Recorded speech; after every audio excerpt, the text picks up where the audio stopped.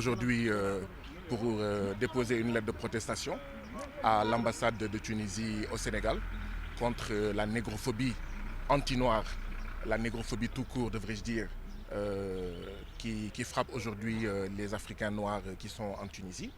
Africains noirs qui aujourd'hui ont peur de marcher dans la rue.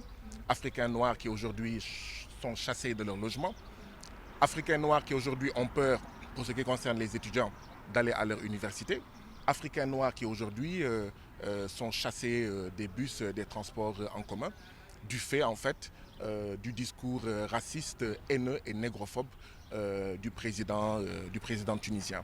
Et c'est pour dénoncer cela énergiquement, fortement, que nous sommes venus aujourd'hui, samedi 4 mars, pour déposer une lettre de protestation et pour dire en fait au gouvernement et au président tunisien que s'il y a des problèmes en Tunisie, ils n'ont qu'à chercher les causes et les raisons ailleurs que dans la présence d'Africains noirs en Tunisie.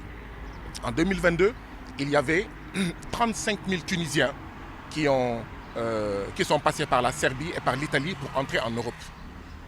Est-ce que cela signifie qu'il y a un plan tunisien visant à remplacer les populations de la Serbie, les populations de l'Italie et les populations de l'Europe?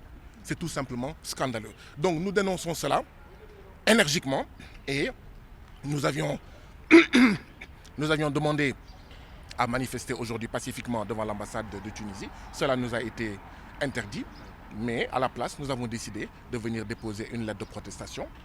Il y a plus de 300 policiers qui sont déjà en fait sur les lieux. On vient de nous informer qu'il y a une dizaine de Sénégalais qui étaient venus pour déposer des lettres, qui ont été arrêtés. Nous allons de ce pas aller là-bas et nous pensons quand même que le Sénégal de 2023 ne peut pas être un Sénégal où rien que pour le dépôt d'une lettre de protestation, que cela vaille une arrestation ou des emprisonnements. Les Guinéens ont fait rapatrier des Guinéens de Tunisie, les Mauritaniens, la Côte d'Ivoire la même chose, le Mali la même chose, et au Sénégal, c'est silence, motus et bouche cousue.